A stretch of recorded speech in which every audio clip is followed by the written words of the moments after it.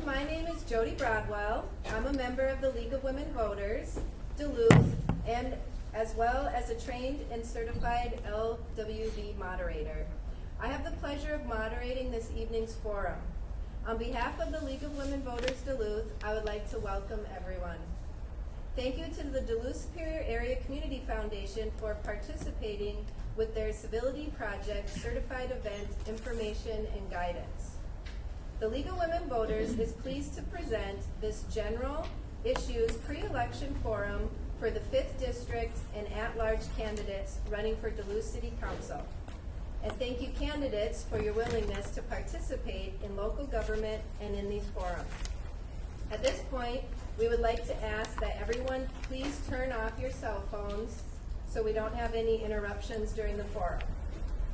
The League of Women Voters believes that all informed citizenry is the foundation of effective democracy. The League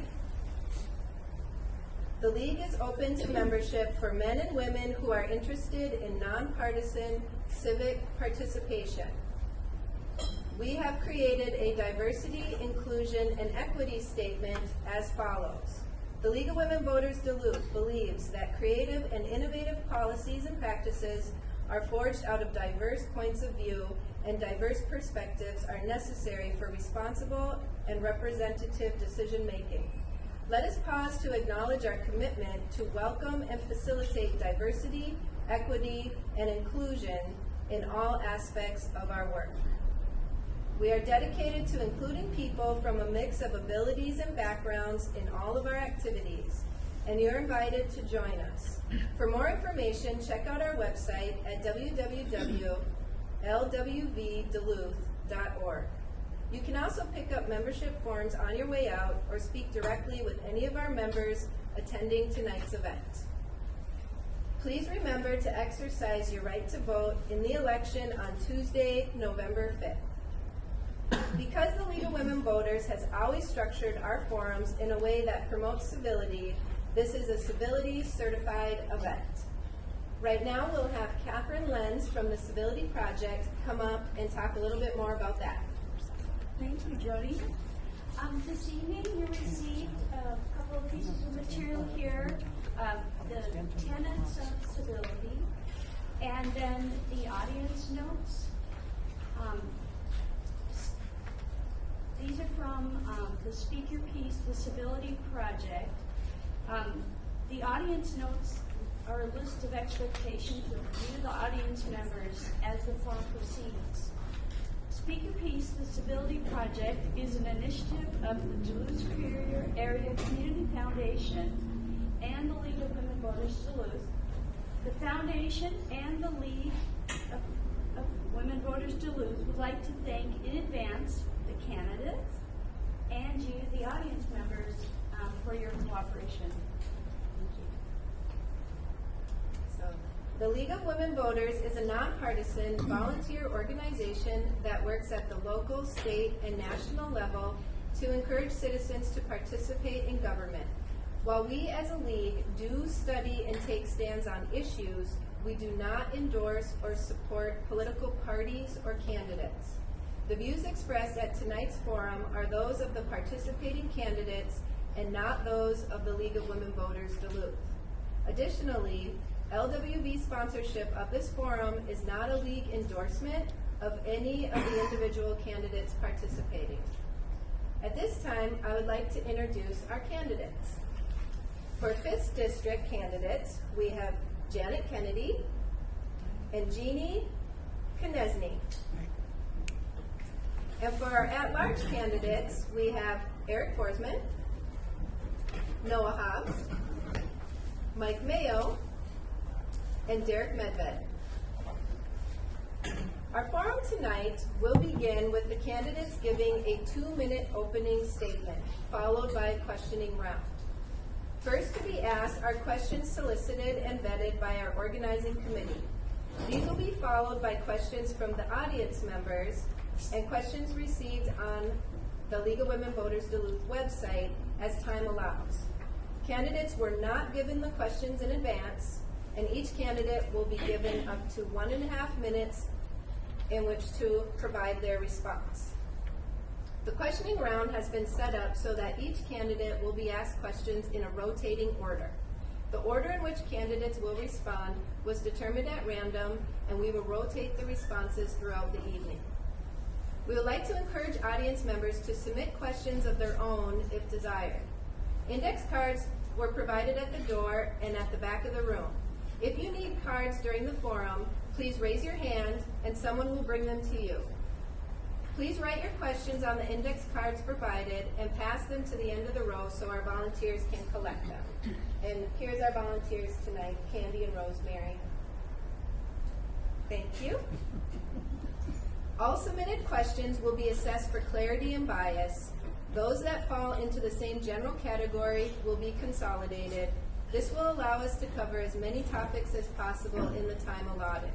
Questions that are deemed unclear, hostile, or of a personal nature will not be used. All questions become the property of the League of Women Voters. After the questioning round is completed, each candidate will be allowed a 1-minute closing statement prior to the end of the forum. The candidates will now provide their prepared opening statement. And we will begin with Noah. I'm Noah Hobbs. Thanks everyone for coming out tonight. This is actually my neighborhood, so I live here. My wife and I moved out here in 2012. We bought a home on 42nd Avenue West. I came up to Duluth to attend UMD. I'm from Mankato originally, and my wife and I fell in love with the city, and we've been here ever since. I actually got my civic engagement started Duluth here at Merritt Park. I became the president of our community club. I worked with other community clubs while then Mayor Ness had his River Corridor initiative, and that was something that I became very passionate about, involved with these neighborhoods from here all the way out to Fond du Lac. During the day, I work at Woodruff Community Housing as a lending director, and prior to that, I worked in housing up on the Iron Range as well. So I've served the last 3.5 years as city councilor. Some of the things that I've worked on is in this very room. We opened up our first warming center in partnership with St. Louis County and Chum, which will be a permanent program starting this year at a different location that Chum is taking on. So we're sitting in something that was very near and dear to me. I'm on the Chum board, and we have a lot of folks experiencing homelessness and how do we remove those barriers. But also we have a lot of really great progress that's been going on in the city. We've got Essentia that in St. Luke's that is investing over $1 billion. With that progress, we have a lot of opportunity. We have some issues to figure out how do we house everyone that wants to live here. I mean, there are folks that want to live, work, and play here, and currently they can work and they can play here, but they can't live here because we don't have enough housing. So how do we add that? How do we continue to invest in our infrastructure, our water lines, and our streets? We've done that this past year. We're going to have $10 million for our roads next year, which is a 600% increase. That's not a misquote. 600% increase in repairing our roads. We've put our water lines on a 100-year sustainable repair plan, and those are a lot of the projects that I've been involved in, as well as moving our city into the 21st century with things such as Uber and Lyft, and how do we continue to move things in a positive direction. Thank you. Our next opening statement will come from Jeannie. Hi, thank you for having me tonight. I'm Jean Konechny, and I am a lifelong resident of West Duluth. I have been involved in just about everything that has happened in West Duluth in the last 30 years. I have served on several boards and commissions. I am married. I have 2 sons. I have 5 grandchildren and 9 great-grandchildren.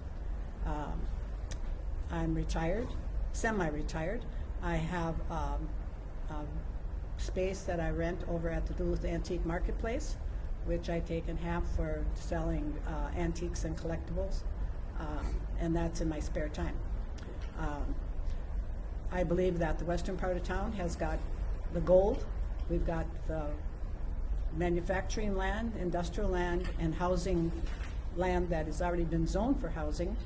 And one of the things that we have is a housing issue right now. We talk about the homeless and where are they going to do, and with affordable housing. But in 10 years, we are also going to have 15,000 Duluthians that are going to be turning 65, and they're going to be retiring, and not all of them, but most of them, and they'll be staying in their own homes. And with that, there will be also an influx of new workers coming in, and where are we going to house them? So Duluth needs to take a look at their housing issues immediately, not for just now, but for the future. I look at our taxes and how much we're paying, the fees, and I'm looking at my children, my grandchildren, your grandchildren, your children, as to what they're going to be paying in the future. So I'm looking at what the future of Duluth is going to be like. And I don't think that we citizens should take and be the bankers for the city of Duluth. And I will take and speak for the people in the 5th District. I will be their voice, and they will know what I know. Thank you. Our next opening statement will come from Eric. Hi folks, thanks for coming out. I'm Eric Forsman. I'm a current at-large city councilor here in Duluth. I've been on the council for the past year and change. I was appointed to fill out Council President Alyssa Hansen's term when she stepped down, and was picked out of a field of 20 people for that. It's been quite the experience. You learn a lot about your community and even more about yourself when you serve an elected office. And I've certainly enjoyed getting to know the folks in the 5th District as well on my time on the council. So I'm sure we'll dig into housing issues tonight. That's a huge priority that both of the folks before me already mentioned. Economic barriers is something I'm very passionate about in terms of removing them, and I'm sure we'll talk about childcare tonight, hopefully, as one of the other things that's really keeping families from fulfilling their full potential. And then in my day job, I work in economic development. And quite frankly, the western part of town is where it's going to be if we're going to grow our economic base, because of some of the available land and some of the cleanup that we'll do at places like the Atlas Cement Plant, as well as the former steel plant site. I didn't grow up in West Duluth, but I have an affinity for the blue-collar nature of our neighborhoods out here because I grew up on the Iron Range. My grandma lived in a company town and still lives there in Hoyt Lakes, which feels very much like Morgan Park if you walk the sidewalks. And so I have a strong passion for making sure that we are focusing our investments on the western part of town when we look at the fact that the median income in these neighborhoods is half that of what it is in Woodland. And so we need to bring good paying jobs here, we need to bring investment here. And then I'm also very passionate about family issues because I have 2 small kids who are 4 and 1. My wife works as a high school counselor in the city of Duluth. And there are lots of mental health challenges that we're also seeing in our city that I think we need to focus on. And so just looking forward to your questions, and thank you for the league for hosting us and for all of the hardworking people behind the camera for all these forums. Our next opening statement will come from Derek. Perfect. Well, thank you everybody so much for coming. Thank you to the league for hosting us tonight. I'm Derek Medved. I'm running for city council at large. Born and raised out in Gary, New Duluth. Grew up out there my entire life. Raised by a great mom, single mom, that raised my sister and I. Went to Denfeld High School, graduated in 2013. From there, went to work at Upper Lakes Foods. Didn't really like my day job, so I left and opened up a gas station in 2015, going into 2016. Took the Malcosa closed gas station in the western part of town, brought it back, and grew from 1 to 4 stores, 4 to 40 employees. Bought the Lakehead chain shortly after that, and then after that bought President's One Stop in Superior. So turned a great struggling chain of stores into a multi-million-dollar operation. Not alone, but with the help of some great individuals. So bring that to council, the value of working hard, that opportunity to bring a business sense, encourage business growth, encourage a better relationship with business in our city. Housing, property taxes, public safety, infrastructure, those are a lot of things I want to fight for our city and bring that to the city council. So I'm eager to work hard for the city of Duluth, and I can't wait to see what we can do. Thank you. Our next opening statement will come from Janet. Okay, thank you. Hello, I'm Janet Kennedy, and I'm running for the District 5 City Council seat. And I'm running because it's time that we make a difference in how we're building the Western Duluth community. This is a beautiful community, and I want to be sure we have great places to live, work, and play. We have a lot of unique assets, but we need more investments. So as a lifelong Duluthian, we moved here in the 60s. My dad was in the Air Force, and he served in Korea, and my uncle served in Vietnam. My brother served as a Navy SEAL, and my grandson is currently active military reservist. So we are a family that served our country, our church, and our community, and I look forward to serving the Western Duluth community as the next District 5 councilor. So my experience includes policy making at different levels, building solutions for issues that impact health and quality of life and equity. So I'm on my 2nd term with the Planning Commission, and I'm serving as the president. I was appointed to Imagine Duluth 2035 Comprehensive Plan. I've worked on the Health and All Policies, which is a 3-year plan working on issues around outreach and engagement across our city, implementing policies at the county level, school board level, and with the city. I'm also working on the Duluth Police crowd control safety equipment, making sure our police are able to do their jobs and keep us safe. And currently working for the construction group, working on pathways to jobs with labor, with union, nonprofits, trades, carpenters, and contractors. We need to build pathways for people to have living wage jobs, and that includes people in Western Duluth. So serving on boards and including the president of the Riverfront Community Development, I've served on committees, I've served as that president, I've served on work groups. I have a well-rounded, comprehensive look at how policies impact everyone differently, and I look forward to making a difference here in Western Duluth. Our final opening statement will come from Mike. Hey everyone, my name's Mike Mayo, and I'm running for one of the at-large seats on City Council.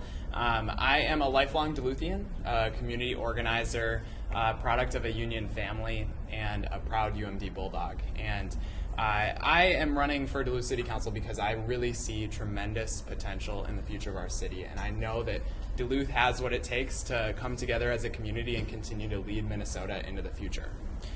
So I've been organizing in this community for the majority of my life, and throughout that organizing experience I've really gotten to know people and work with constituencies. And one of the most important things that we need to be doing as city councilors is organizing people to come together around issues that really concern all of us as community members.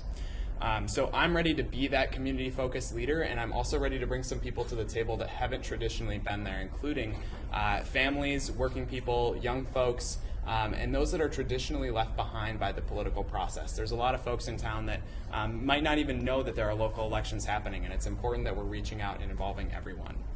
So there's a lot of great opportunity happening out here in West Duluth right now with the Western Waterfront Project, with all of the great investment that's happening, some in the Lincoln Park neighborhood, but we also need to be taking into concern the issues that neighbors really care about and the community surrounding all of these great investments. So it's time that we really involve the community and move forward together. I'm working on issues such as raising the minimum wage to a living wage and working on a fair economy for our working families here.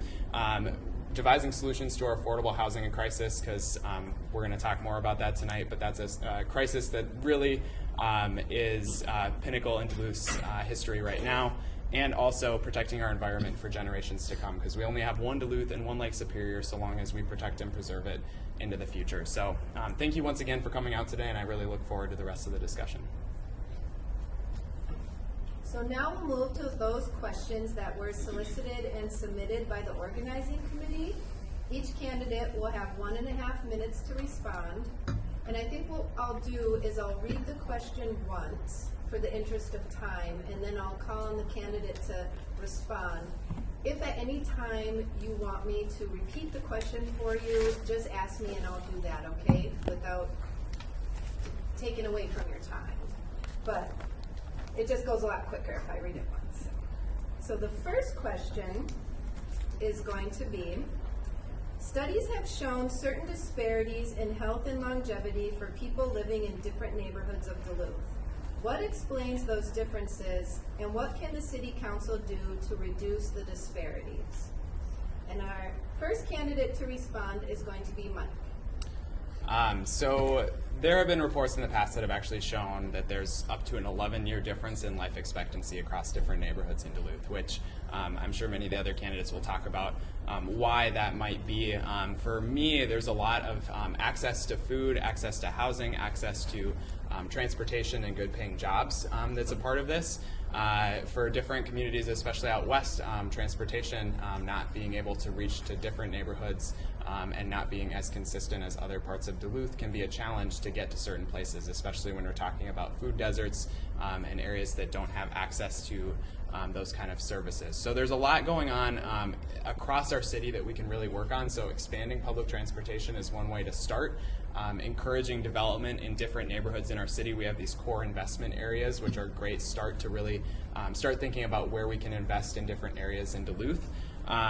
It's also crazy, I think, that 5% of Duluthians in our population don't have healthcare coverage. So expanding access to healthcare, making sure that we're all covered and that we all have a plan. I'm a proponent of Medicare for all. Obviously, we can't do a lot with the city, but we can start working and building up towards that on a national level as well. Our next candidate will be Derek. Well, I think Mike said it perfectly. I think we can, across the whole city, encourage, growth in each and every neighborhood, whether it be housing, for transportation, stuff like that, and also take full advantage of the opportunity zones through every neighborhood and make sure that every neighborhood is going to have the appropriate, amount of good housing, good paying jobs, stuff like that, to ensure the, success of every neighborhood across our city. So it's our job that, we're going to build up every neighborhood the same as, the next. So that's one thing I'd love to work very hard for. Our next candidate to respond will be Janet. Thank you. So I love this question because this is my wheelhouse. I spent 25 years in the medical profession, and I can tell you I did physical therapy, and so what comes with that is being able to build to meet solutions or and create strategies where you can meet goals. And so a couple of things that I worked on this year and the last couple years is a comprehensive plan and making sure that we had the language health and fairness in our governing principles. Before, and serving on the Planning Commission, when I first started, we couldn't talk about land. We could only talk about land and land use. We couldn't really talk about how it impacted people's lives. And so when we are building the Imagine Duluth 2035 comprehensive plan and being a pivotal part of getting health and fairness in there, we can look at equity across our city. And more particularly looking at and working with community health needs assessments and the conversations that aren't happening with the zip codes 55807, 808, and 810. I am invested and understand how I can make sure those policies are impacting us completely and fairly. So we're going to look at housing, transportation, economic development, and open space through that lens of health with the language of health and fairness, and we will be able to make a difference. Our next candidate response will be from Noah. Yeah, one of the things that I've done as a counselor is we actually made the experimental DTA line, the Grocery Express, that goes from Lincoln Park to Super One over here is now a permanent line that they offer, and that's significant. But also another thing we can do is you can have access to healthy food all day. If you don't know how to cook it, it doesn't do any good for you. So one thing we can do is continue programming at our library, continue funding of that and access for folks, since that's a free amenity, and that's huge. Also, what we can do is make sure we have access and transportation to healthcare clinics. We can't do anything in the way of, unfortunately, health insurance locally, but that's something we can do. There's a free clinic, nonprofit clinic out in West Duluth right here, and that's a significant way for folks to get access so that they can treat themselves before something becomes serious. And so how do we do that? And also when we talk about transportation, if it is biking often tends to be folks that have means, how do we remove those barriers so that everyone can have access? If it's a bike share program, we can certainly always explore having infrastructure so people can bus, bike, and walk to work is important. And so those are some of the things we can do to decrease those disparities. And then also for homeowners in lower income neighborhoods, make sure that we have programs that folks can rehab homes so that you're not suffering from mold, cold, or your house is making you sick from either having drafty windows, out-of-date furnaces that aren't properly getting cleaned, and all of those a variety of things that can make folks sick that tend to be low income and don't have the means to update their home. Our next response will come from Eric. Yeah, a lot of really great ideas already shared, and I think it has to be looked at holistically. There's no silver bullet. I think one visual representation of the disparities is if you live on the eastern half of Mesaba Avenue, your asthma rate is significantly different than if you live on the western half, and that's where the bike trail stops. So I think we need to think about how we're planning neighborhoods in addition to how we're investing in our neighborhoods.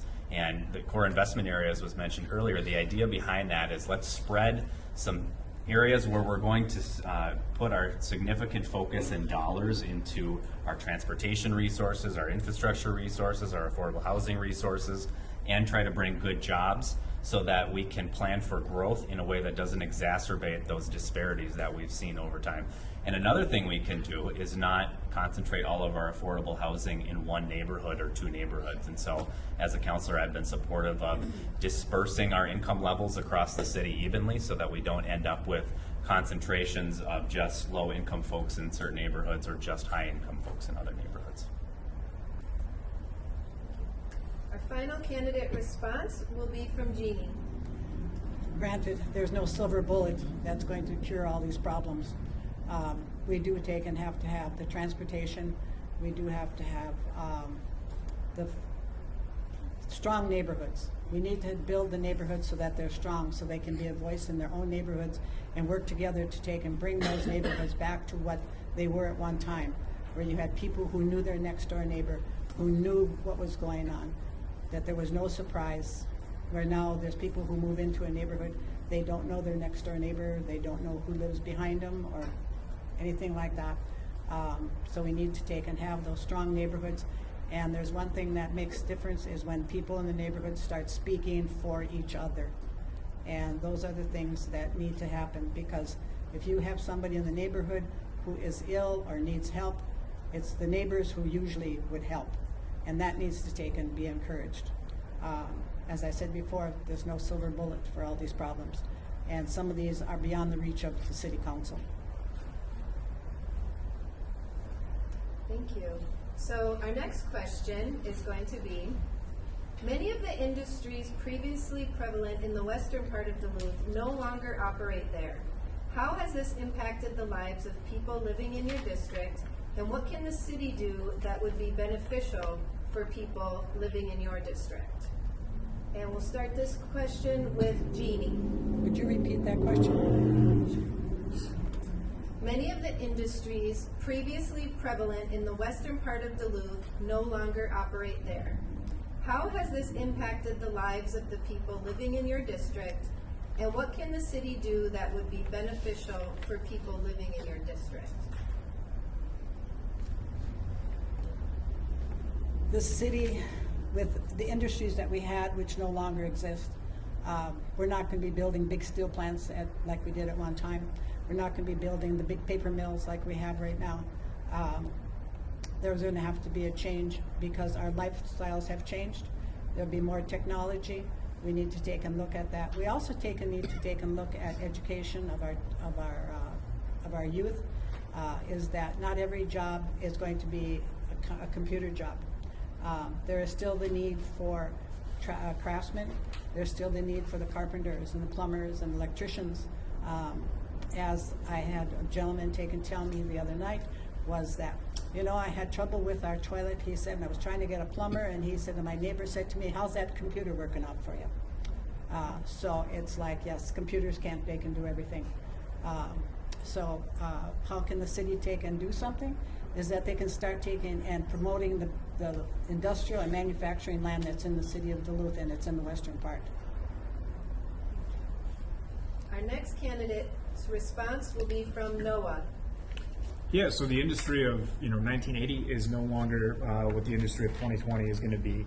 We're not going to have large footprint factories. We are going to have more folks that do technology to repair and ensure that machines are operating in the way that they're supposed to. I mean, you can look out at Moline Machinery here, and they've had the same workforce. They've been able to increase productivity, but what they do is they have a lot of folks that are entering programs and codes, and there's not as many people that are actually crafting the items that need to go into making bakery machinery, and that's just the reality of today. So it will be a lot of tech jobs, but there are also going to be a significant amount of folks, and we feel the worker crunch right now, that are going to be in the trades.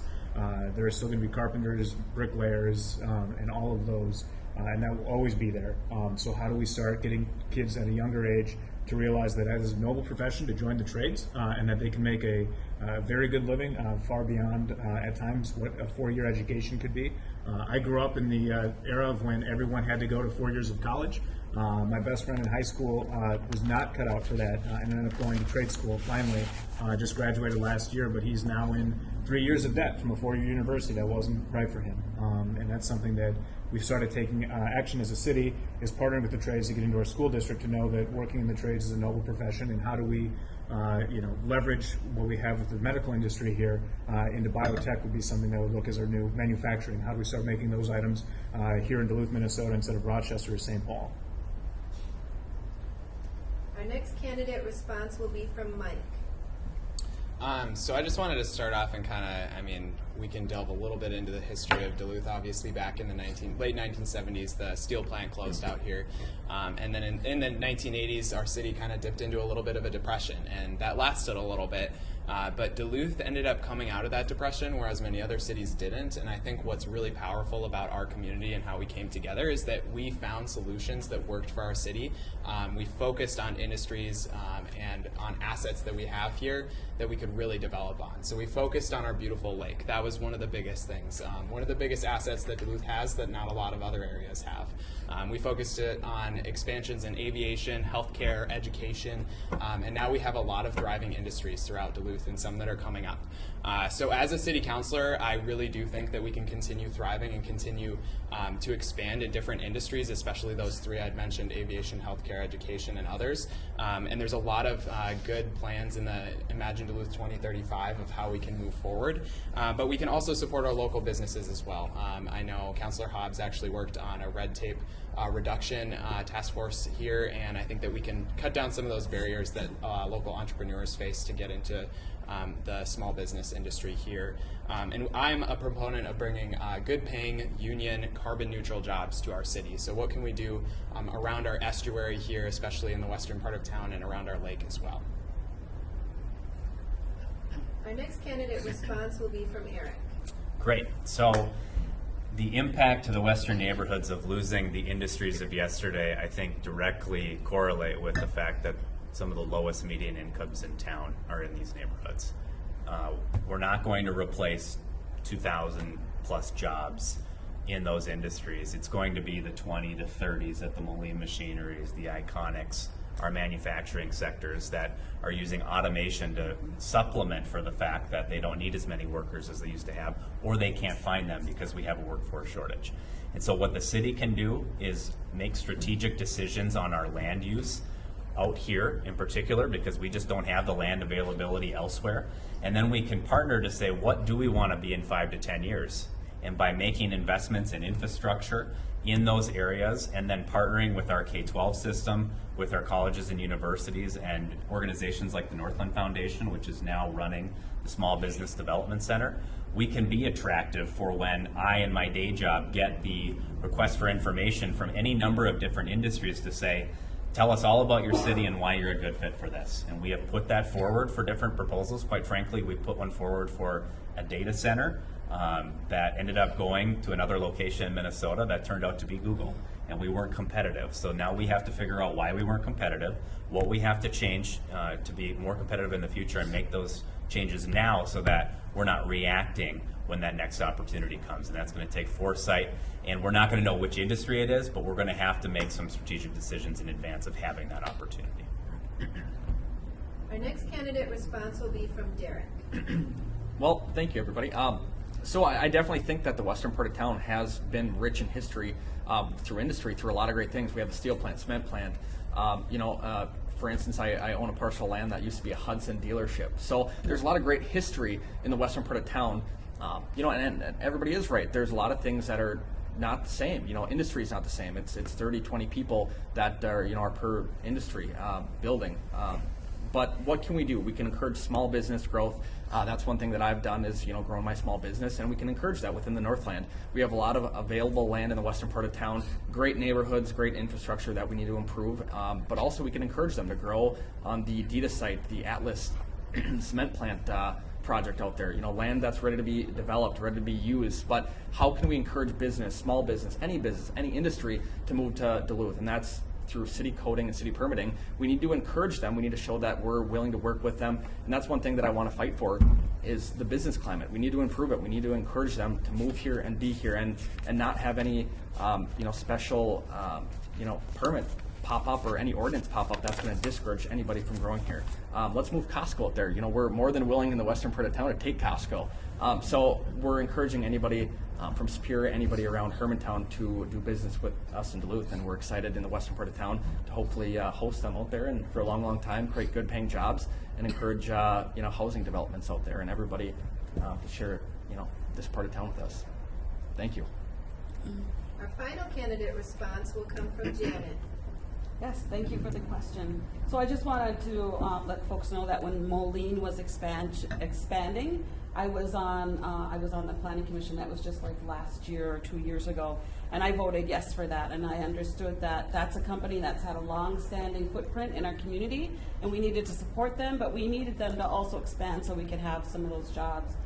You're right, we won't get some of the manufacturing jobs. We do have another manufacturer, which is the foundry, Elect Metal, who can't find employees. We have projects that are coming up that need laborers, they need carpenters, and they need trades. So we need to make sure we're building those pathways for people to be employed. And I'm looking forward to some of, eventually, how are we zoning and making sure we get jobs out in Western Duluth. This is a blue-collar area, and it's been a long-standing work community, and I want to be sure that we're going to be known that we're open. We want to make sure businesses come out here. So serving on the Planning Commission, I understand how we can create zoning that can help that. And more particularly, looking at the Imagine Duluth 2035 and the plans that we have, it's important that, and I feel like it's important that I'm seated because I want to implement those plans and make sure they're implemented in Western Duluth and make sure we get the investments we need. So most importantly, living wage jobs. We've got a construction work group that I'm on, and I want to make sure I'm bringing that lens to the council as well. Thank you. Our next question is, what are some of the things you would like to see done to assist people experiencing homelessness? And we're going to start this round with Janet. Could you repeat that? I'm sorry. Sure. What are some of the things you would like to see done to assist people experiencing homelessness? I feel like I want to reach for a mic, but that's okay. I'm having a mic moment. So yes, homelessness, there are several things that we can do. One of the most important things is not to get stuck in a box. We were at a realtors forum just last week, and I want to be sure that when we're making decisions about homelessness and the issues that people face, that it's comprehensive. So we can do many things. There's a Housing First, the Chum, the Damiano, we have the Warming Shack. One important thing that we need to do in Western Duluth is make sure we have services out here. This is a part of town that has not had any investment, and that looks like not only just community-centered economic development, transportation, and housing, but how are we bringing services out here? That means not really necessarily the city. That might be the St. Louis County, right? That might be some of our nonprofit organizations that the city needs to work with. There are many solutions. There's a homeless bill of rights. There's many organizations that are doing this work. I don't think we should get stuck in a box on one solution. We need to be more comprehensive, but most importantly, we need to talk to the people who are really facing homelessness or home insecurity. So homelessness is just a step after home insecurity. And so if we can catch people before and when they're having those issues, we can maybe decrease the number of people who are really facing homelessness. It's a health issue, and coming from the health background, I understand it and I'm ready to work on it. Our next candidate response will come from Eric. One of the best events that I've gone to since I served on the council, and Councilor Hobbs was there too, was an event called Walk a Mile in Their Shoes that Chum put on. And basically it was what Janet was talking about. It was all the services, but they were at little booths like a job fair. And it was your job to play a part. And in my case, I had to play a disabled veteran who had PTSD and was living in a tent and try to navigate all the different services that you needed to get housed. And I was standing there as the last one in line after about an hour and a half, pissed off at the county because I had to go back to the VA and then I had to go get on my list to get my ID, and I was ready to be done with it at that point. It was just a simulation. And so I couldn't imagine what folks who are dealing with that are actually struggling with, especially when you put a mental illness on top of that. And so I look at folks like Lee Stewart at Chum to not only advocate for affordable housing, which is a big part of the solution, but how do we make it easy as local units of government, especially with our partners at the county and with the state, to be able to streamline those services and locate them in areas where people can access? Because the reality is that when you are struggling and you just want to get an ID and you keep forgetting either a piece of paper or something that prevents you from being able to do that, those are the barriers that people just give up on. And that's been an eye-opener for me as somebody who hasn't struggled with poverty in my life, and I'm certainly wanting to continue to build those partnerships to say how can the city play a leading role to make it easier for people to access those services. Our next candidate response will come from Mike. So I'd just like to start by adding a little bit of humanity into the equation. People experiencing homelessness are people. We're all people, and we're all trying to get by in our lives. And who knows what could happen to me the next day? I could have some tragedy befall me, and who knows where I would end up. And so I think we need to be caring for everyone in our community, because we could all be there in a moment's notice if something struck us and something happened in our lives. So that's just to bring that human right back into that equation, is that housing is a human right, and we need to have housing in order to have stable lives, basically. I'm a proud member of the Homeless Persons Bill of Rights Coalition, and I've helped organize with that coalition over the past year and a half or so. We worked on issues like the warming shelter, and I think that we need to take steps to actually make that a stronger position on our warming shelter, having it open at temperatures that not just 0 and below, but 20 degrees and below, because people can't survive when it's 20 degrees, much less 0 degrees. So we need to be keeping that shelter open for longer hours as well, and I think that we really need to make steps towards having hygiene facilities throughout our city so that people can access things such as showers and areas to clean up and get ready for their day. And another thing that we need to work on with housing is that we need supportive housing, because folks that are experiencing homelessness and want to get back into the housing community, it's very easy for them to go through supportive housing and move and transition up that way. We're in need of 290 new units in Duluth, and that was identified through the Vision Duluth plan, and I think that we need to take steps to address that as well. Our next candidate response will come from Noah. Yeah, so what do I want to see for our population experiencing homelessness? I subscribe to Housing First theory, and that's something that we likely have to look at too, is having a second Damiano, San Marcos, a wet house, but likely also for those experiencing opioid addiction. You can't get better until you can remove the barriers, whether that's mental health. We have to remember in the 1980s that Ronald Reagan shut down a lot of mental institutions, and those folks did not go to homes. They're on our streets, and they are still on their streets if they're alive today. And the federal government has not fixed that wrong yet.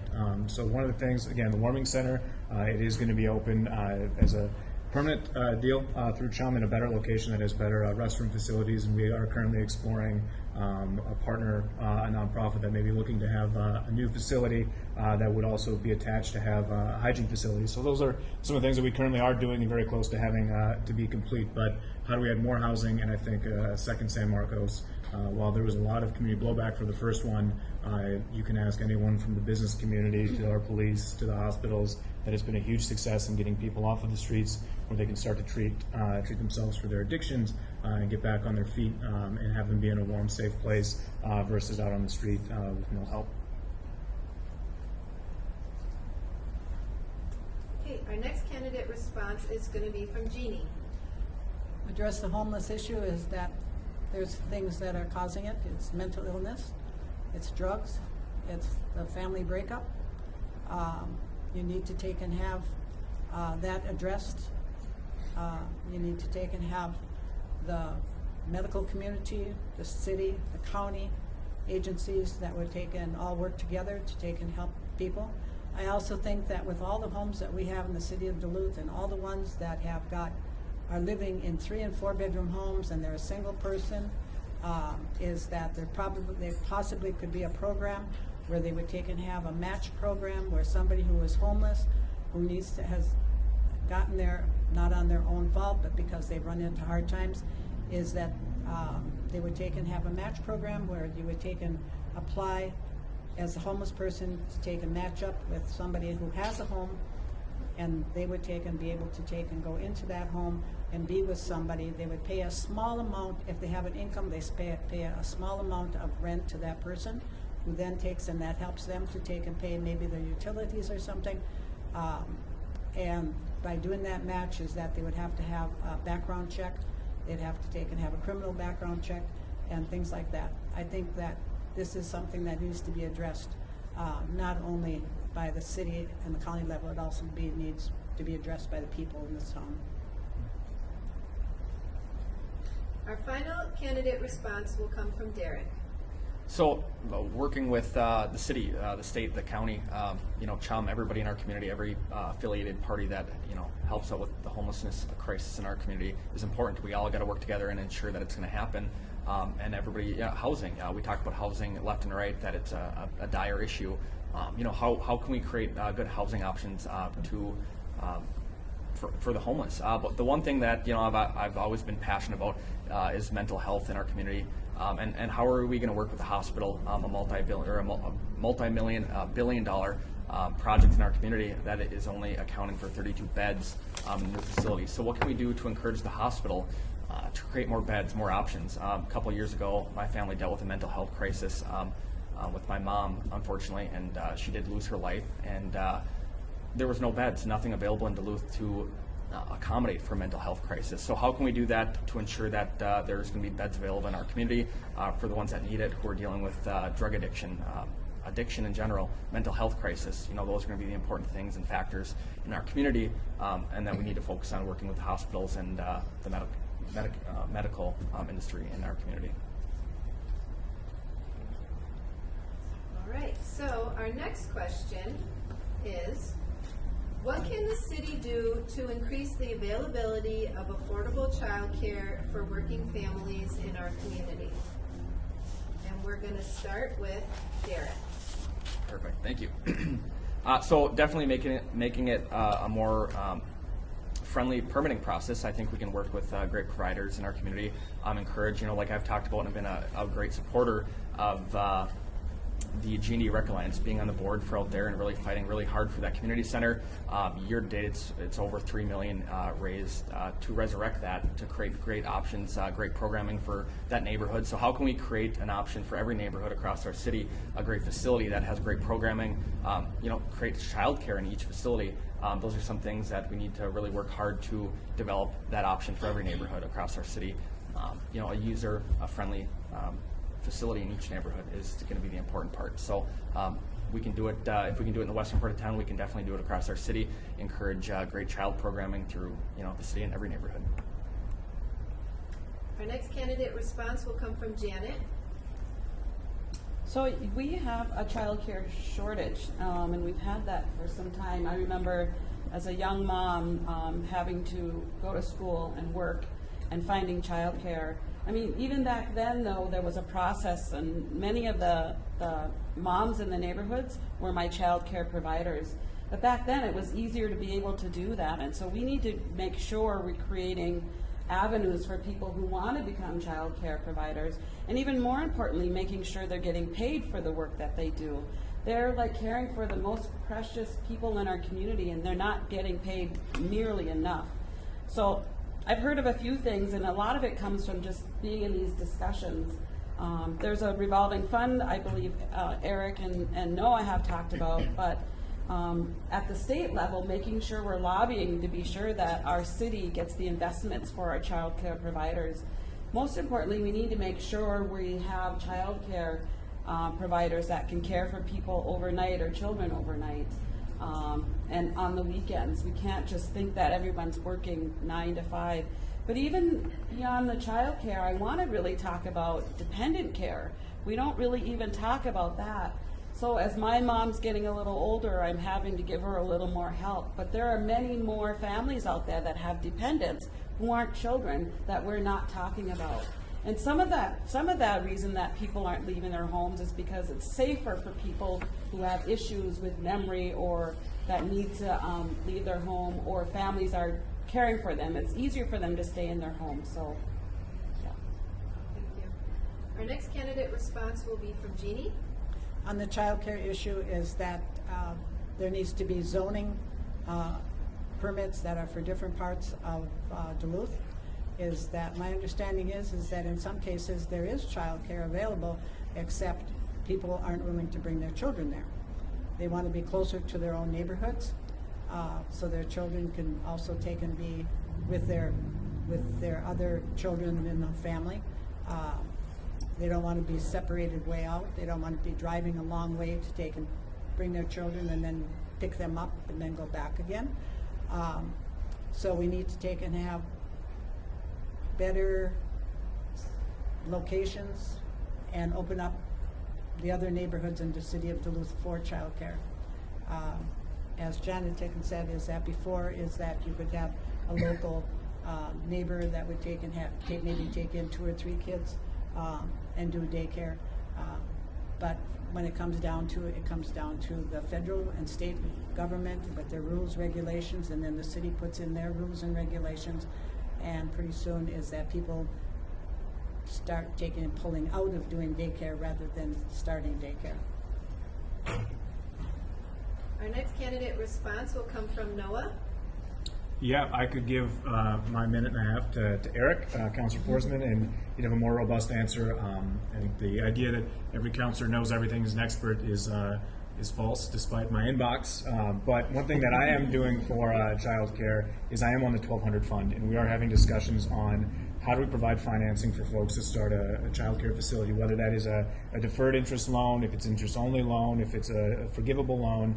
Those are the parameters that we're finding, and how many spaces would access those different favorable financing terms, and that's something that we are doing. We have changed zoning. Councilor Forsman will talk about it, to allow childcare facilities next to some businesses that traditionally haven't allowed that. I think one other thing we have to do is make sure we push on Essentia, St. Luke's, and those institutions that have round-the-clock shift workers, that we provide childcare not just from 9 to 5, because there is a whole other workforce that works post 5 o'clock, and they still have children, and that's a need for them. And so how do we make sure that we're thinking about it holistically and not just from the 9 to 5 lens, which certainly is the biggest need, but how do we also make sure that we are caring for folks around the clock? And then with that comes transportation, to make sure that folks can have either a bus line or mass transit, or having an option Uber, Lyft, or taxi cab service that was reliable to get folks to drop their kids off and pick them up when they're done with work or just before work. Our next candidate response will come from Mike. So this really kind of fits in with one of my campaign points, which is about creating a fair economy for working families. And while I don't have kids or a family of my own at the moment, I really do see a future in Duluth, and that's why I'm investing here and running for office. And I do want to start a career here and have a family here in the future. So this is an issue that we're all really in on it together, because we want working families to move to Duluth. There are a couple steps that we can take to help provide childcare to folks throughout Duluth. I think that we can develop local revenue sources to help subsidize or assist those that are looking for childcare and want it to be affordable. We can also push to raise wages, as Janet had mentioned earlier, because our childcare providers need to be paid a living wage so that they can also afford to live here, and that's another reason that we could use to help attract providers here. And we can also expand our employer-based coverage, which has been talked about a little bit too. Having on-site coverage for childcare for our employers in town is really important, and how can we work with our big employers in town to really encourage that to happen in the future. I also think that expanding access to public transportation is another part of this equation, because when people can actually reach their childcare providers in whatever way is most comfortable for them, whether they have a car or not, that's a huge access barrier for folks in Duluth. Our final candidate response will come from Eric. Yeah, this has been one of the areas that I've put my focus and time as a counselor, and that's what Councilor Hobbs said is so true, is we can't be experts in everything, even if people expect us to be. So when I get a housing question, I ask him. When he gets a childcare question, he asks me. We did pass the zoning change, and we're able to streamline our zoning process for locating childcare near employment centers. The thought being that manufacturing doesn't look like it used to. There's no reason we can't have a child care center near a safe manufacturing site, and people like to have their kids nearby when they're going to work. So that's one thing we did. We're looking at the 1200 fund, which is going to be used hopefully for some micro loans and other potentially forgivable programs for child care providers. And the other thing we can do is look at our own facilities. One of the biggest barriers for a child care provider to start up is the fixed cost of having a facility. And we have city buildings, we have schools, district buildings that go unused. There's no reason we can't look at how can we partner with private providers to bring them in. There's a lot of advocacy we can do at the state level, but Duluth is getting noticed as a city that is trying to address this. Actually, after this forum, I'm going to, up by the airport, there's a Washington Post reporter who's flying in today to highlight Duluth in a national story about cities that are addressing this. And so I'm really proud that this has gone from an issue that people have struggled with for decades but was not talked about, to within a year, we have the Washington Post come into town to highlight Duluth as a community who gets it. Our next question. Please turn off all cell phones. It's not a cell phone, I don't believe. Our next question is, do you support the proposal to sell portions of Duluth's public golf courses for development? Why or why not? And we're going to start this round with Eric. Yeah, it's a layered, deep issue that elicits a lot of emotion from a lot of people. And I was on the committee that looked at this at both Enger and Leicester for about 6 months. I came in late to the game. I think you've got a group that's really passionate about preserving public golf, and I share their passion for that. I think you have a group that's really passionate about protecting green space, whether there's golf or not, and they have very valid points. And then we have folks who say we need more housing in the city, and we've all talked about that as a huge issue. And so what I've been trying to do is bring a voice to say where is there common ground in all of these discussions. And I am supportive of looking at a sale of some land at Leicester and some land at Enger. We would use all of those proceeds to reinvest in our public golf courses. There would be requirements on things like affordable housing as part of that. And we would need to make sure that whatever the development is, it would fit the neighborhood. But we only get so many shots at trying to solve all these problems. I think not hearing out what potential projects could come forward through an RFP process would not be in our long-term interest. There's no harm in going through that and seeing what we get. And then ultimately, 8 out of 9 city councilors have to agree to sell any part of a public parkland. But just like Central High School should be looked at as a potential for redevelopment, and you could argue that's just as much of a public park as the other two, I think we should keep our options on the table to try to solve all these problems that are occurring at the same time in our community and figure out if there's a way that we can do it. Our next candidate response will come from Mike. So I just wanted to start off by saying, as a public golfer, I'm someone who's also enjoyed and really benefited from having public golf in our city. I'm not someone that can afford to go to a country club or any of the other private developments really in town. So it's great that we have this great public golf asset here in Duluth, and it's one of the many things that makes Duluth special is our access to all of this green space and all of these open spaces.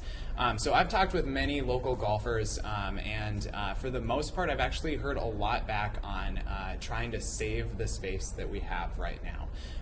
As it stands right now, with the information and knowledge that I hold, I would not be a proponent of the sale of Leicester Park or the Enger space. I've talked to many folks who say that the proposals are not straightforward and we don't know what kind of housing is going to go there. There are requirements for affordable housing. However, I've reached out to several council members and it's been very ambiguous as to what constitutes affordable. So I think that needs to be clarified, and in my opinion it should be a percentage of area median income, particularly 60% or less would be great, and having a certain percentage that we're looking for. I think it's 20% if we actually build there. And also I think we can invest in responsible housing development that doesn't sacrifice the green space that we have right now. We have a lot of opportunity across the city in different areas to reinvest in our current housing stock. It's 150 years old, and if we can really reinvest in that and keep our construction local, because when we refresh that, it actually keeps the contractors local, that's going to help our local economy as well. Our next candidate response will come from Derek. So as a business owner, I mean, you need to look at every angle, every opportunity you have thrown your way. And I think Enger and Leicester definitely, there's a lot of opportunity for green space, for housing development, but also for cash flow. I mean, they unfortunately have not been cash flowing for years, and it's on the taxpayer that they have to foot the bill for those golf courses. And so, what opportunity can we present, to the community and work really hard to create housing? Which we had a developer, I think that Leicester, they looked at Leicester and creating great housing opportunity. But one thing I always try to promote is the western part of town. We have a lot of green space out here also, but it doesn't fix the problem of Leicester or Enger. So some things that we need to really look at and understand of being fiscally responsible to encourage that those golf courses will cash flow appropriately and be the best bang for their buck for the taxpayer. And that's what we're all here to do, is serve you guys and get you the best bang for your buck. So definitely I'd be in support of some great options for Enger and Leicester for a sale of the properties. Our next candidate response will come from Janet. Thank you. So I'll just say that this is an interesting question, being that we're out in western Duluth. And I've talked to a lot of people, and one person told me Duluth is a town with big city amenities. And so what's happened is we've had a decrease in our revenue and the amount of people who are paying for those amenities. And so when we make decisions, it's really, really important that we really consider how it's gonna, how is it value, how can we leverage it, and how is it gonna impact the rest of the city. Now, I'm really open to the conversation and look forward to figuring out what we can do with Lester. There's many options, but I'm really focused on Western Duluth. And so when we look at housing, and if we're gonna build housing on a park, a Lester Park, I would say we need to be fair and equitable and make sure we're looking at Western Duluth and the investments we're gonna make here. Because that's what I'm hearing at the doors. People are not talking about Lester Park.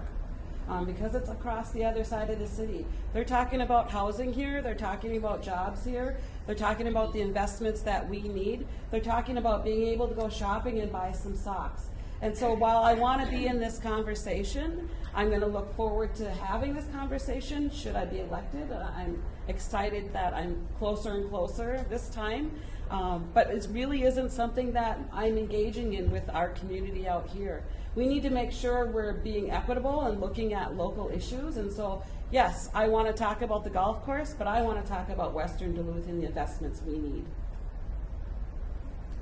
Our next candidate response will come from Jeannie. As running for 5th District, which is the western part of town, I will concur is that the development that I would be seeking would be for the western part of town. We had 165 homes taken out for the freeway, 110 taken out for the paper mill, 21 that were taken out for the shopping center. Out in Gary, New Duluth, there was 11 houses that were taken out for the ball bearing plant. Those home ownerships have not been replaced in all these years. They need to be replaced, and West Duluth has got the land to take and put housing in, and it should be home ownership. But it has to be something where there has to be, the city has to provide some incentives to take and build home ownership, because with the cost of doing a home now is almost prohibitive. I have a home that's being built across the street from me on a lot that's been empty for 30 years. And when the gentleman bought the lot, is that he ended up spending $20,000 more because there had been a home on that lot before, and through the demolition process is that the foundation was never taken out. So 2 feet under the ground is that he run into concrete cement basement foundation. And these are the things that will happen when they look at the 25-foot lots that they want to build houses on. His possibility is that there would take and be foundations in them, which would be an extra cost. So some of these things need to be researched, and there also needs to be utilities put into new areas where there is new development going to go in. Our final response will come from Noah. Yeah, how do we continue to provide a quality experience for public golf is important. We've had significant deferred maintenance for a long time, so I am in favor of the process that we have going forward to explore our options. There is an affordable housing component within that RFP, and I think that's important, is that, you know, specifically on Lester is already next to a neighborhood node. We're not, sprawl. It's right there within a business district, within a grocery store. It still enhances our public golf options, which we currently have. I think we also do need to decrease our exposure and liability to public golf. We do have a significant amount of golf options around the city, and so how do we maintain, the line on that?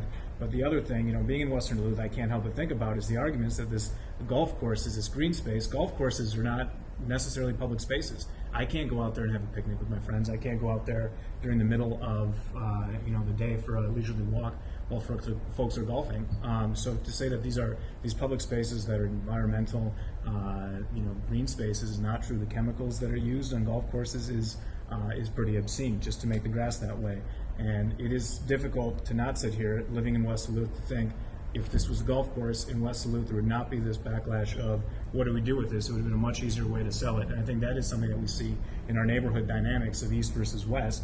And so how do we approach that in the same way we would the entire city on saying, how do we diversify our housing portfolio and put affordable housing out on the east side? I don't think anyone can talk about holistic housing policy and not look at that as one of the solutions.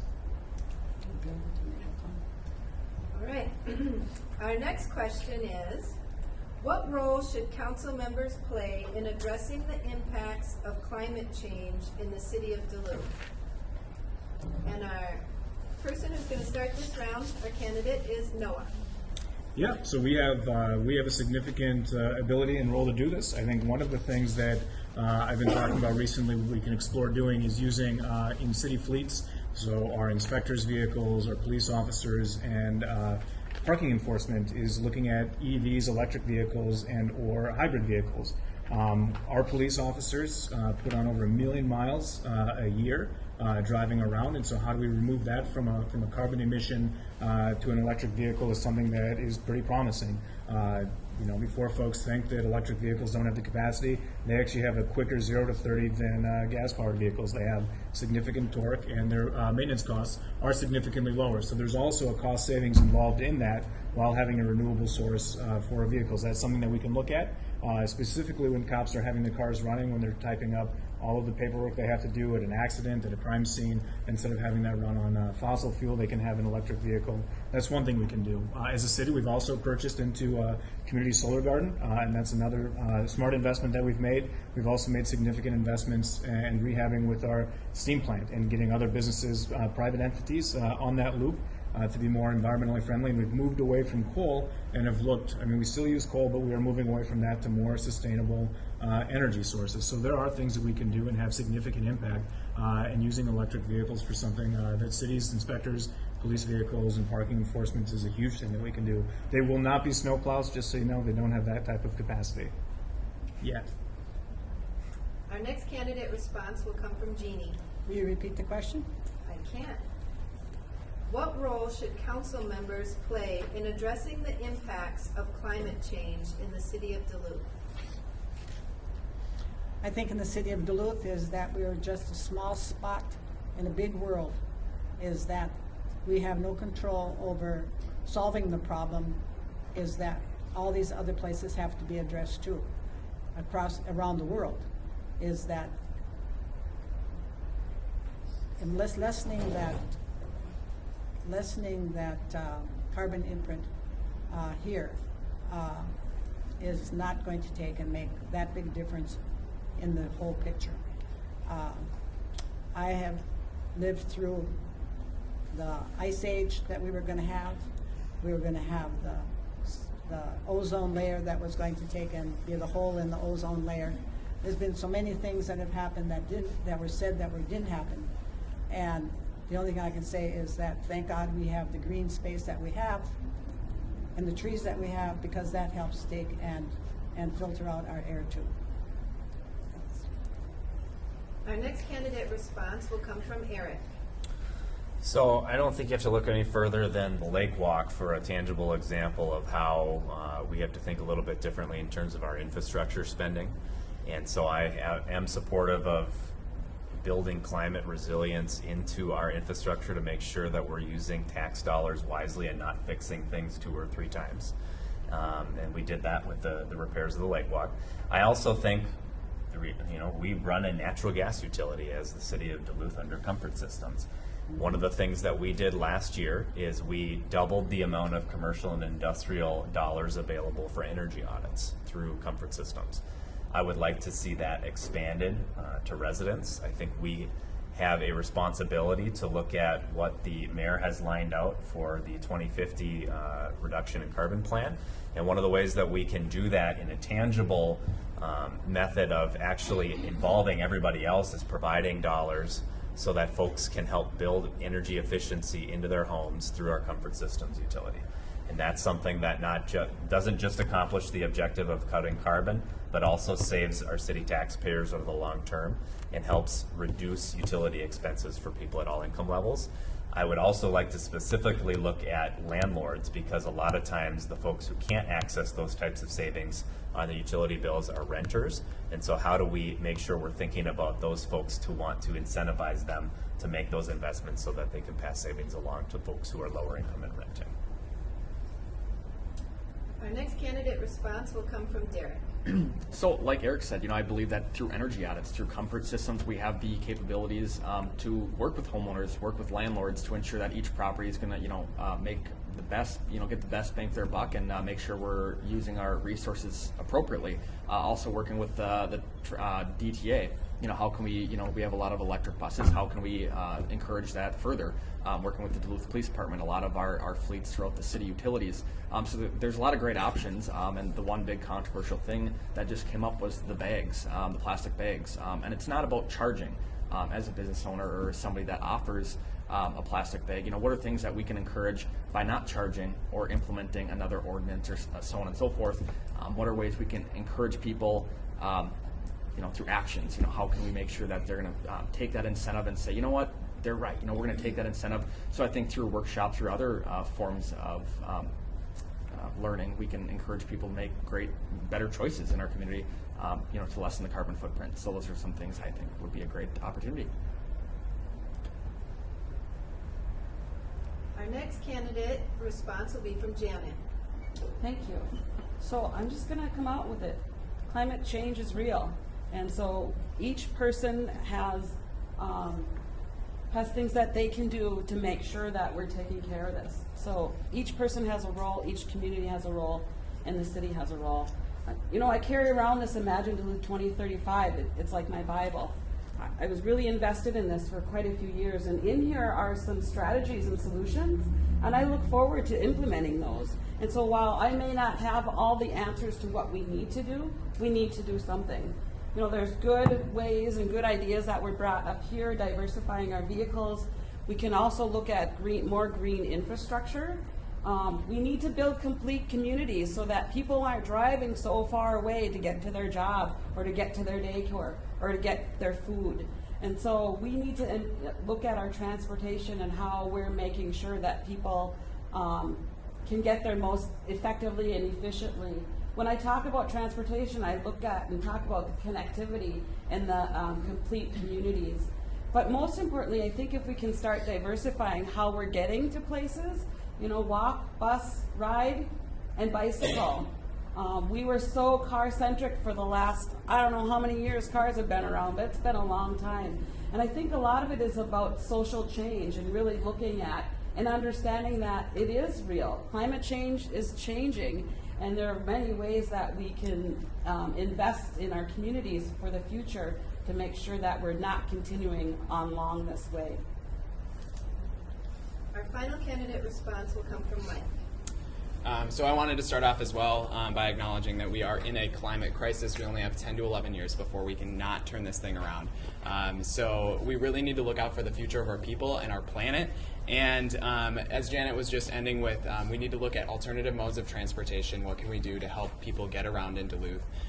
Especially out in the western Duluth neighborhoods, we do have fewer streets that have sidewalks on them, or areas that have bike lanes. There's a kind of gap between east and west where folks actually can't get out to use their bicycles or walk on the streets in a safe manner. But we do have control over starting to change this locally. There are a couple things we can start with, and I've pinpointed it with where I'm at on a plan. We need to continue to oppose all investments in dirty energy within our city. I think we need to start moving towards renewable energy and bringing a Green New Deal to Duluth, and that's something that I'm looking forward to bringing forward as a Duluth City Councilor, in addition to standing up and protecting the rights of our lake, our region, and our ecosystem, because we have a lot of projects that are proposed in our region that threaten our lake and our way of life, and if we don't have clean drinking water, if we don't have a place to live and a place to call home in the future, that's really going to obviously impact all of us. So we need to be thinking about the future and the future of my grandchildren and generations to come after us, and how our proposals and our policies are going to impact them for years to come.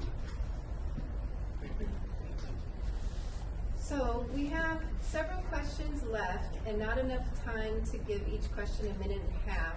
So I'm going to propose a shorter 30-second lightning round, so Speed to round. speak. Does that sound do it. okay? Sure. Does that sound okay, timers? Ready to go. You always have to think about the implementers of the rules.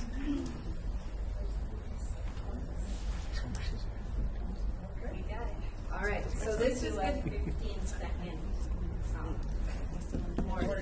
Okay, perfect. All right, here we go. This is gonna be your next question. How can we best encourage infill of vacant lots with new housing? And we're gonna start with Noah. Yeah, I think looking at some of the zoning changes, setbacks is one of the big things that we can do. And next council meeting, we're doing it, looking at how we could add, triplexes that would be tinier facilities, which would actually help. Potentially seniors would be a great market for that. And if you have a shared wall, you can decrease the building cost on that instead of having 1.5-story homes that have a larger 20 by 30 footprint. We can have multiple living units on a smaller footprint. So we can look at some of that, and we are doing it. So I'll be voting yes on it next meeting. Next candidate is Jeannie. I live in a small house. It's 16 feet wide and it's 48 feet long.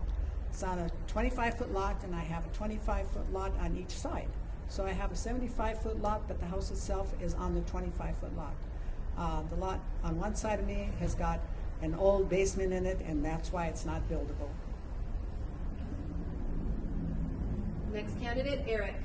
Yeah, we have to get creative. I think Jeannie hit on it earlier that we're going to have some foundation issues when we look at smaller lots. That's just part of the fact that that's what happened in Duluth. But we are going to amend our zoning changes to open up the door for, I would call them smaller structures, some would call them tiny houses. But we can do some planned developments of those smaller structures so that there could be a cluster of them in a developable neighborhood where you also have some amenities. So there are examples that we can just get out of our own way with our own rules, and then we're going to have to incentivize when we have those other issues that we run into. Derek. Making it a more cost-effective, user-friendly process. I don't know if anybody in here has tried to build a house in Duluth, but it is not easy. Not that I did. I tried at one point, but one thing I did is I bought a lot of tax forfeit parcels across the western part of town and put them for sale. And I fortunately have one family that is currently building a house across the street from me. So I'm very excited about that. But we need, through city coding, through city permitting, need to make it more cost-effective, user-friendly process, and that's how we're going to get people to build in our neighborhoods. Janet. Oh, yes. Serving on the Planning Commission, I've had the opportunity to move forward a lot of the issues to the City Council. And so we have, even in this Imagine Duluth 2035, we have a lot of plans moving forward. So there's many solutions. We can look at the sizes, we can look at the zoning, we can look at setbacks. We need to make sure we're doing public-private collaboration. I'm excited to support the tiny homes. And the idea of planned developments and how we're moving forward with our UDC, which actually dictates how we're doing our developments, is really important. And looking forward to implementing some of that. Mike. So I think we need to look at ways where we can responsibly increase density while not increasing sprawl, because obviously we don't want urban sprawl here.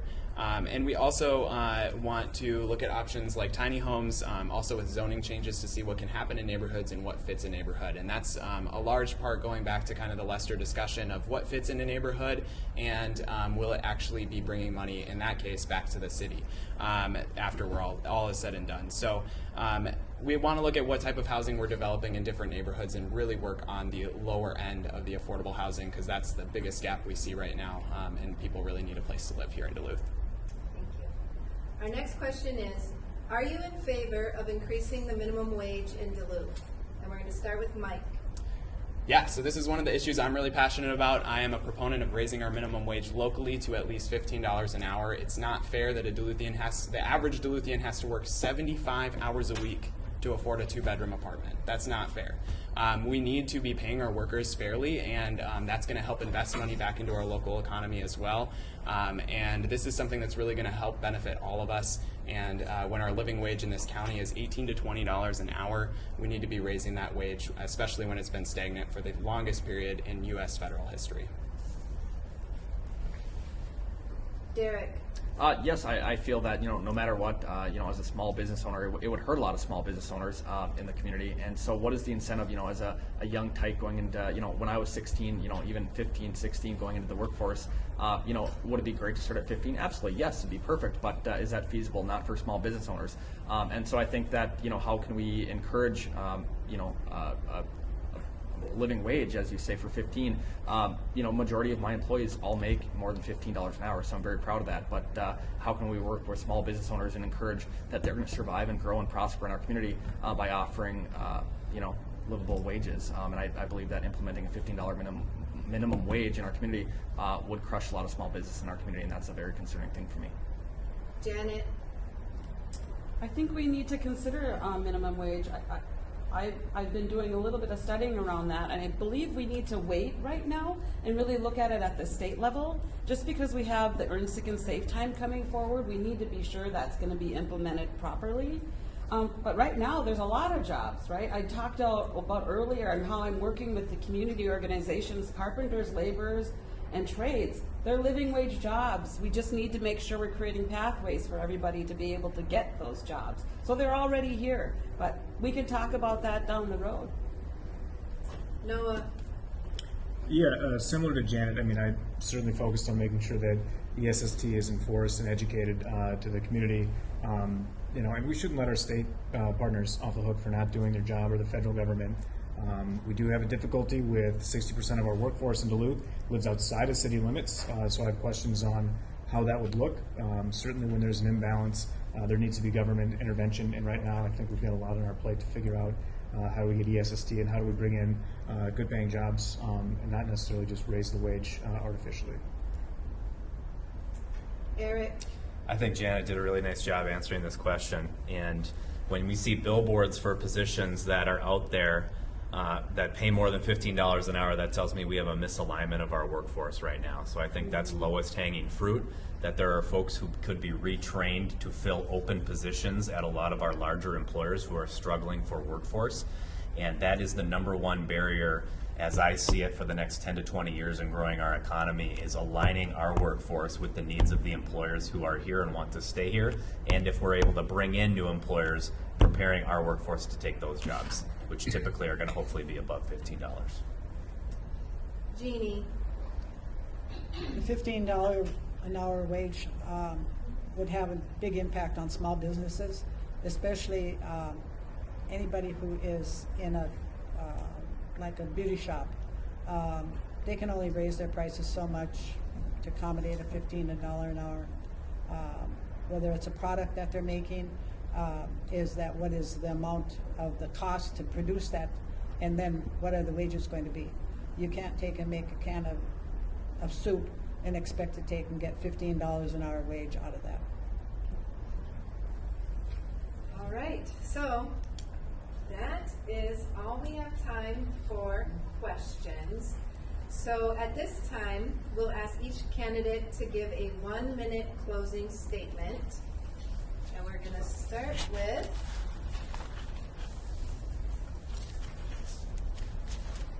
Jeannie. I will take and be a voice for the people in the western part of town. I am not a speaker, I'm a doer, I'm a researcher, and I'm also read the fine print. And I'm very interested in fine print because that's where all the details are when something is being passed by the city council. What I will take and meet with people, I'm open to anybody who wants to talk to me, whether call me on my phone, if they email me, or if they know where I live. I've had people stop at my house besides. So I will be accessible to the people of the 5th District. Our next candidate closing statement will come from Noah. Yeah, again, thank you for coming out, and to the League of Women Voters for putting this on. I think over the past 4 years I've been incredibly effective, transparent, and honest, and there has been few councilors in recent history that have done as much policy work in 4 years, and I think Duluth is also seeing a huge acceleration and progress in 4 years under Mayor Larson's administration. My colleagues on the council, we've made significant progress, and with progress comes great opportunity, and some of that opportunity is how do we make sure that we have housing for all incomes here in Duluth, and how do we add to that housing stock? How do we continue beyond just the significant investment and growth that we're having, make this longer than a 1-year flash in the pan or 2-year flash in the pan? How do we make this for the next 6, 7, 8 years? Because there's going to be an economic downturn at some point. So how do we continue to diversify our economy and make sure that we are realigning our education systems with our workforce so that we don't have as many unfilled positions and continue to be Minnesota City. That's one thing that I've found, not being from Duluth, is that everyone has a story or connection here. regardless that we are actually the 4th largest city in the state. This is Minnesota City, and that's a responsibility I take very seriously as an at-large councilor. Our next candidate closing statement will come from Mike. So thank you all for being here. I just wanted to start off by saying I'm running to fight for an economy that works for all of us and not just the wealthy few. And I'm running to stand up for the future of our planet and its people. And I'm running to involve the Duluth community and really involve those that are traditionally left behind by the political process. We really need to start pushing things here in Duluth, especially if we want to see things like a $15 an hour minimum wage at the state level. They need cities to do it first. So Duluth can be that leader, and I'm really looking forward to pushing policies and standing up for our environment and standing up for our people, because that's what's really important. I also am going to pledge to be accessible and open and transparent in all of my policy-making decisions, committing to having monthly town hall meetings with constituents throughout the city, and also knocking on doors and having conversations outside the election cycle, because it is rare that political candidates go out and have conversations when it's not leading up to an election. We need to be involving people where they're at and bring that table to them, and that's what I'm looking forward to doing as your next city councilor. So I ask for your vote this November. Thanks. Our next closing statement will be from Eric. Yeah, thanks all for being here and for sitting through, especially the volunteers who have heard us talk multiple times. I'm sure you could recite our speeches by now. You know, in my time on the council, I've really tried to prioritize the things that I think move the needle in terms of improving people's lives. And that can be childcare, it can be making sure our police officers have the pay that they need so that we can retain our police workforce. Last night, our police chief shared that for the first time in 20 years, we have our full staffing complement at the police force. And so I've been proud to advocate for things like public safety, investing in our housing stock, and being an accessible counselor is something that I think I've also demonstrated. One of the first things that I did is I went out and tried to visit as many community clubs as I could. So talking with people in their own neighborhoods about their own issues is something that I'm really passionate about, and I will continue to do that as an at-large city council responsible for all neighborhoods in Duluth if elected for 4 more years. Thank you. Our next closing statement will come from Derek. So thank you to everybody for showing up tonight. I greatly appreciate it. Thank you to all the volunteers so much. We really appreciate it. Like Eric said, sitting through all of our speeches. But the one thing that I really learned at a very young age is actions speak louder than words, and I learned that from a great mother. And she always said, go out, really fight for a better tomorrow, and do the best you can, and be that good person that I raised you to be. And so, in her honor, I really would love to be on council and work very hard for the community. And just over 4 years, I built a multi-million-dollar operation with some great employees and great coworkers, and so I want to bring that to council and make things happen on council. The term is 4 years, so I think we can make more things happen than I ever did in business with the help of the community. So I really look forward to working with the community and making things happen, and that's what I'm here for. Thank you. Our final candidate closing statement will come from Janet. Thank you. Thank you all for being here. I just want to let you know I'm a community organizer and have a long history on advocating for issues that are going to make a difference in people's lives. I also love to meet people where they're at. Many of you may have seen me around in the community. Here's what I believe. Community-centered economic investments begin with community, and I have a fresh vision that includes building on the unique assets in Western Duluth. We need the investments of business growth, jobs, and I will direct improvements with the business and community collaborations that I've already built. No longer will health disparities in 55807, 808, and 810 determine how long we live. We will have vibrant neighborhoods with good infrastructure, roads and streets, and improve connectivity and quality of life for everyone. Lastly, I will be the only city councilor who has an extensive health background and a business background. It's important that we diversify how we're making policy and who's at the table. I will make a difference by focusing on priorities, building solutions, and directing action. I understand the past, I'm working for today, and will build a future for generations to come. I'd love your support, and please vote for me November 5th. This concludes tonight's candidate forum for the Duluth City Council District 5 and at-large City Council candidates. It is our purpose in sponsoring meetings such as this to provide you with an opportunity to hear candidates discuss the issues that are important to you face to face. There's never enough time to cover all of these issues in a limited time setting such as this. If your questions were not addressed, you should feel free to contact the candidates directly.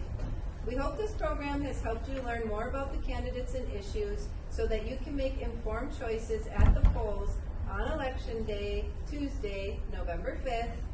We thank the candidates, PACT-TV, Duluth Superior Area Community Foundation, and all of you for making this event possible. Thank you for coming, and remember to vote for the candidate of your choice. PACT-TV will carry this forum and others. Check their listing for a schedule of times. Thank you. Oh, it's also on our website, www.lwvduluth.org. Thank you and good night.